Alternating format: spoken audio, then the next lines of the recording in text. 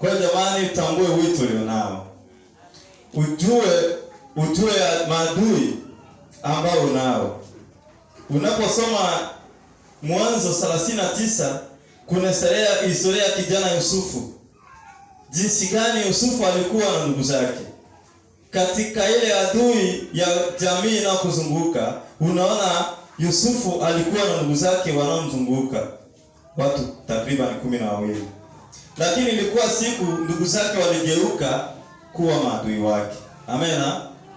Ndugu zake waligeuka kuwa maadui wake, hatimaye wakaenda wakamuuza, hatimaye tena wakaenda wakamkuta sehemu alikomuuza. Walifikiri amekufa, kumbe bado yuko hai.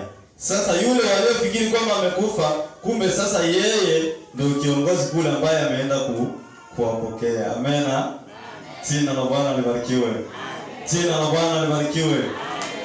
Ngoja nikupe story fupi tu. Tulivyokuwa kwenye mtandao wa wana manabii, kuna mchaji mmoja ama katibu wa manabii ametangaza jambo. Aliyotangaza jambo tukalisikiliza wote kwenye mtandao online. Sasa mtumishi Timo akajibia, akatoa ushauri. Yule jamaa akatoa maneno ya kukashifu Timo. Nafikiri Timo mnafahamu vizuri. Akatoa maneno ya kumkashifu. Tena nikasikia jinsi gani Timo alivyomrudishia. Mimi nikampigia Timo simu online, nikampigia inbox. Nikamwambia hapana, achana na hiyo mada uiache. Hata wenyewe wataanguka huko. Timo akanyamaza. Sasa cha ajabu, nilipofika hapa Kinzudi, nikakuta yule kijana yuko kwa Timo. Unaona huko? Amena. Sasa yule kijana yeye, maana yeye alikuwa nchi ya mbali ya Malawi, hakujua kwamba siku moja atakuwa Dar. Sasa anafika pale, anamsongea ugali mke wa Timo. Bwana Yesu asifiwe sana. Ndivyo ilivyokuwa ndugu zake na Yusufu kule Misri. Hawakujua kwamba Yusufu ataenda Misri. Hawakufahamu kabisa kama Yusufu ataenda Misri. Lakini chajao walishtuka, wakakuta Yusufu ndo kiongozi pale, ndo waziri, anamiliki ghala pale, wakaanza kushangaa. Unafikiri ile kulia ilikuwa kulia kwa sababu ilikuwa ni kulia ya aibu, kwa sababu walitaka kumuuza afu tena wamemuona. Amena. Ndivyo ilivyo. Kijana huyo mpaka jinsi alivyoenda, hakujua kwamba alimtendea Timo mabaya. Lakini mimi nilivyofika pale, nikauliza Timo, mbona hii sauti nasikia kama kwenye mtandao wa manabii? Asema, je, si ndio yule aliyenitukana siku ile, ama nikuonyeshe voice zake? Lakini sasa yeye ajui kama aliwahi kunitukana. Sasa wanasali pamoja, wanakula pamoja. Sema amen. Jina la Bwana libarikiwe. Kwa hiyo hata mtu akikutendea vibaya lazima muonyeshe mema tu. Amen. Alafu nikamwambia tu kwamba na usimwambie kwamba alifanya 1 2 3. Maana ukimwambia yeye yuko hapa kwenu, atajisikia vibaya sana. Umwacha aende tu, maana tayari ushakamsamehe. Amen.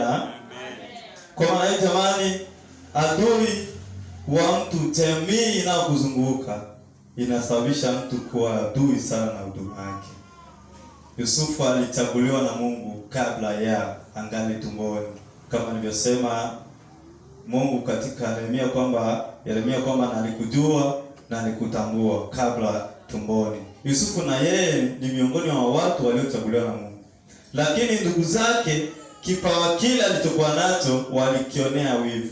Alivyoanza kuota ndoto, alivyoanza kuona maono, ndio maana wakampa na jina kwamba yule muota ndoto anakuja, basi tumangamizi. Kwa ajili ya zile ndoto zake zifanye ziishe, wasisikie ndoto zingine. Lakini kumbe ndio Mungu anapenda kukuza kipawa ambacho alikuwa nacho. Amen. Kwa maana hiyo, ukiwa mchaji wa Mungu, ukipenda Mungu, ukiendelea kuzingatia Mungu, Yesu ataendelea kukuza karama ambayo uko nayo. Amen. Yesu atakuza karama ambayo uko nayo vizuri sana. Utaendelea vizuri sana, utabarikiwa vizuri sana, kwa sababu wewe ni mchaji wa Mungu, kwa sababu wewe ni mbarikiwa wa Mungu, kwa sababu wewe ni mpakwa mafuta wa Bwana. Amen. Lakini kama hujachaguliwa na unafanya kazi hizo madhabahu, zitaishia hapa hapa tu. Tutakuona hapa jinsi unavyokuja na tena ndio jinsi utakavyorudi, maana hujachaguliwa na Mungu. Lakini kama wewe ni mchaguliwa, kama wewe ni mpako mafuta, karama zitaendelea, huduma itaendelea. Bwana ataendelea kukumimina mafuta kila leo. Maana kila utakalolifanya utakuwa umimiminwa mafuta na Bwana. Kila jambo utakalolitenda litakuwa limepakwa mafuta na Bwana. Amen. Kwa maana hiyo jamani, ujue kwamba una maadui. Hata kama unafanya kazi za kanisa, una maadui wanaokuzingira. Hao usikatae, piga garagaza, una maadui wanaokuzingira. Lakini wewe mwenyewe uvae silaha za kuzipinga zote ila za shetani. Maana usipovaa silaha, adui anakuteka mateka. Unatekwa kabisa vizuri, wala utajifafanua. Lakini chochote utakachokifanya kwenye jamii, kwenye mitandao, sehemu zingine zile na kanisani, ujue kuna maadui. Hakuna sehemu haikosi maadui. Hata rais ana wapinzani. Mungu naye ana wapinzani. Utakosaje kupata wapinzani? Ili kazi yako iendelee vizuri, Mungu ili kupima huduma ulionayo lazima atakuwekea wapinzani. Ndio maana Paulo akasema kwamba ninamwiva. Amen. Jina la Bwana libarikiwe. Kwa maana jamani, ngoja tuishie hapa tu. Naona mambo ni mengi sana.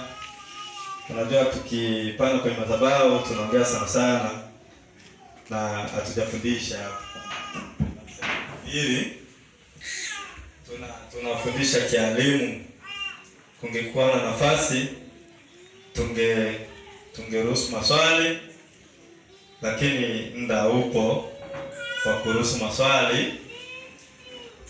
Vile vile timu hiyo ambayo tunaongozana nayo ni watu wa maombi, wanagombea. Kungekuwa na nafasi wangeombea wagonjwa ama wangefanya huduma zingine za kimaombi, lakini hatuna nafasi. Naona tuishie hapo na Bwana tubariki. Amen.